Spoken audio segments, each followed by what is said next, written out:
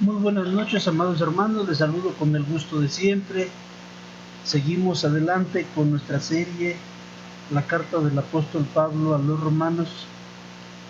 Seguimos ocupándonos en Romanos capítulo 1, versículos 18 al 20. El Evangelio se hizo necesario y en este caso, hermanos, hemos estado estudiando rápidamente, de manera de resumen. Punto número 1, la ira de Dios, que es santa y justa. También vimos la injusticia de los hombres. También vimos el conocimiento de Dios. Y vamos a ver hoy las cosas invisibles de Dios, su eterno poder y deidad. Vamos a leer Romanos 1, 18 al 20 y enseguida hacemos una oración para pedir a Dios su dirección en la comprensión de su palabra. Dice así: porque la ira de Dios se revela desde el cielo contra toda impiedad e injusticia de los hombres que detienen con injusticia la verdad. Porque lo que de Dios se conoce les es manifiesto, pues Dios se lo manifestó. Porque las cosas invisibles de Él, su eterno poder y deidad, se hacen claramente visibles desde la creación del mundo, siendo entendidas por medio de las cosas hechas, de modo que no tienen excusa. Vamos a orar. Señor Dios bendito, santo y bueno, eres un Dios maravilloso, lleno de justicia y también lleno de misericordia. Te damos las gracias, Señor, porque podemos abrir tu palabra. Te rogamos que nos enseñes en esta noche, que tu palabra, Señor, afirme nuestro corazón, que podamos edificar la columna de creencia en la que hemos depositado, Señor, nuestra confianza, y que toques nuestros corazones, Señor, llenando de bendición a toda tu iglesia. Te rogamos, Señor mío, que estés con nosotros en este tiempo de estudio. En nombre de Cristo Jesús. Amén. Vimos, hermanos, número 1, en las lecciones pasadas, vimos que la ira de Dios es santa y justa. Habíamos dicho que Dios es un Dios justo, lleno de misericordia, pero en la Biblia no podemos eludir que Dios tiene ira. Y aquí decimos por qué. Vimos la segunda parte, que la injusticia de los hombres, desde Adán hasta nuestros días, hizo necesario el Evangelio, en combinación con la ira de Dios. Vimos también, hermanos, que el hombre es culpable puesto que ha conocido a Dios, y nadie puede negar que de una forma u otra tiene conocimiento de Dios. Cuando la naturaleza, la creación, los hechos portentosos de Dios tienen forzosamente que llevarnos a comprender y a entender toda la naturaleza de Dios por medio de las cosas que Él hizo. Entonces ahora, hermanos, en este viernes 7 de mayo, no, 8 de mayo, tenemos que enfocarnos en las cosas invisibles de Dios. ¿A qué se refiere esta porción de Romanos? Dice que las cosas invisibles de Él, su eterno poder y deidad, se hacen claramente visibles desde la creación del mundo, siendo entendidas por medio de las cosas hechas, de modo que no tienen excusa. El eterno poder de Dios y su deidad son visibles, son características, son invisibles de Dios. Su eterno poder y deidad, hay cosas que nunca vamos a poder entender de Dios y que no las podemos ver con claridad. Nuestra condición humana nos limita. Un ser humano llega a vivir 80 años, 90 años, 100 años cuando mucho, y en cambio Dios es eterno. Dios vio las cosas que nosotros no tuvimos experiencia, y Dios va a ver las cosas que nuestros ojos nunca verán, porque nuestra vida, nuestro paso por esta tierra, por este mundo es limitado. Entonces esto, hermanos, nos obliga a ver que la eternidad de Dios, su eterno poder y deidad, son invisibles para nosotros, pero se hacen claramente visibles por medio de la creación del mundo.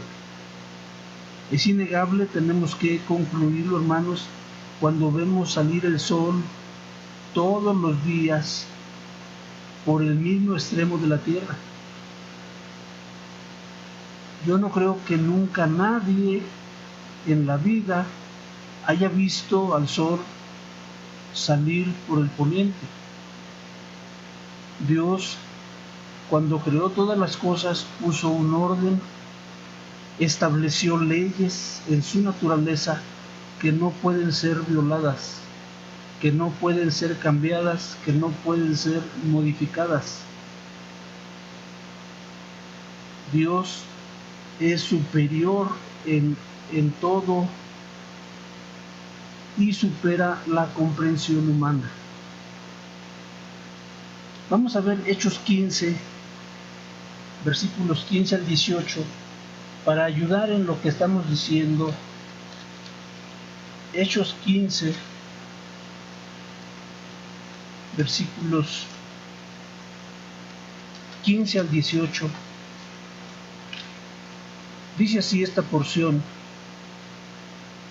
y con esto concuerdan las palabras de los profetas, como está escrito: después de esto volveré y reedificaré el tabernáculo de David que está caído, y repararé sus ruinas y lo volveré a levantar, para que el resto de los hombres busque al Señor, y todos los gentiles sobre los cuales es invocado mi nombre, dice el Señor, que hace conocer todo esto desde tiempos antiguos. El escritor de Hechos, que es Lucas, escribió esto y está citando una profecía del libro de Amós. Y Amós debe haber escrito por lo menos 250 años antes de Cristo. Pero Amós no está profetizando solamente para este tiempo. Amós está profetizando cumplimientos para inclusive el tiempo del día del Señor, el tiempo del juicio. Dice: después de esto volveré y reedificaré el tabernáculo de David que está caído, y repararé sus ruinas y lo volveré a levantar.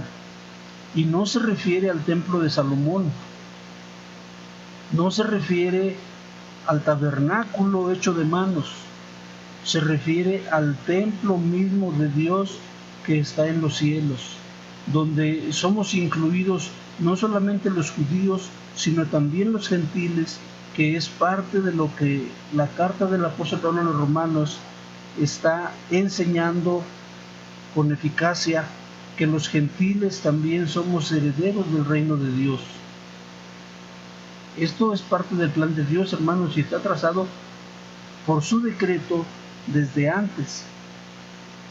Vamos a ver Eclesiastés 5, versículos 1 y 2, para ver lo que Salomón pensaba acerca de Dios y nuestro comedimiento a Él. Eclesiastés 5, 1 y 2 dice: cuando fueres a la casa de Dios, guarda tu pie y acércate más para oír que para ofrecer el sacrificio de los necios, porque no saben que hacen mal. No te des prisa con tu boca, ni tu corazón se apresure a proferir palabra delante de Dios, porque Dios está en el cielo y tú sobre la tierra, por tanto sean pocas tus palabras. Y esto nos habla, mis hermanos, de la grandeza de Dios por encima de la humanidad, por encima de todo ser humano y de todo ser creado que haya en medio de toda la creación de Dios. Vamos a ver, por ejemplo, el Salmo 2, versículo 7. Vamos al libro de los Salmos y vamos a buscar el Salmo 2, versículo 7. Salmo 2:7 dice: yo publicaré el decreto. Jehová me ha dicho, mi hijo eres tú, yo te engendré hoy. Esto, hermanos, se cumplió en la persona del Señor Jesucristo, y el rey David lo escribió en los Salmos. Dios lo había decretado desde antes. Por último vamos a citar Efesios capítulo 3, versículo 11. Busquen en su Biblia Efesios capítulo 3, versículo 11, que dice: conforme al propósito eterno que hizo en Cristo Jesús, nuestro Señor. Es decir, hermanos, Dios está estableciendo que el Hijo de Dios es cumplimiento, el Hijo de Dios Jesucristo es cumplimiento de un propósito que Dios mismo había trazado en sí mismo desde antes de la fundación del mundo, que lo anunció por medio de su profeta Amós, que se cumplió en el tiempo del advenimiento del Señor Jesús como el Hijo de Dios, pero que se terminará de cumplir todo esto enseñado por la palabra de Dios hasta el final de los tiempos. Los hombres, los seres humanos, tan limitados como somos, pues obviamente no tenemos el alcance para comprender cabalmente todo el programa que Dios ha establecido en su plan maravilloso. Por lo que yo citaba al principio, simplemente ¿cuántos años podemos vivir nosotros? El hombre que más llega a vivir son 100 años, 110 años. En el tiempo de los primeros hombres que la Biblia narra que vivieron 700 años, 800 años, ¿qué es eso delante de toda la eternidad? Simplemente, hermanos, lo que está diciendo el apóstol Pablo en Romanos 1, 18 al 20, que las cosas invisibles de Dios, su eterno poder y deidad, se hacen claramente visibles. ¿Por medio de qué? Por medio de la creación. Cuando vemos la creación de Dios, cuando podemos contemplar todas las cosas que Dios hizo, inmediatamente tenemos que entender que un Dios, nuestro Dios grande y maravilloso, tuvo que hacer esto. Y entonces el apóstol Pablo dice: de modo que no tienen excusa. Hay leyes que Dios estableció en nuestras conciencias que nos indican qué es lo que está bien y qué es lo que está mal.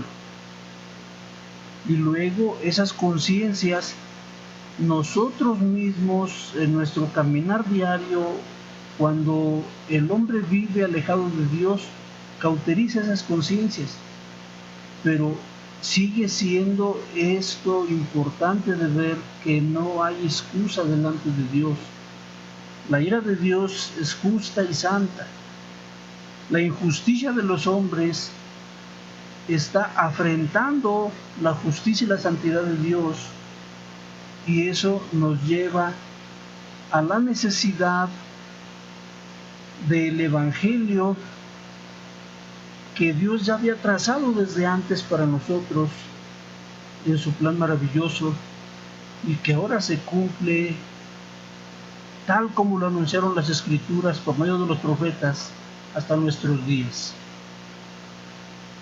Mis hermanos, el día de mañana, sábado, estaremos transmitiendo un resumen de la serie que estuvimos viendo esta semana de martes a viernes, o sea hoy, y les invito a que hagan sus notas, anoten sus preguntas, compartan con sus amigos. Dios les bendiga, amados hermanos.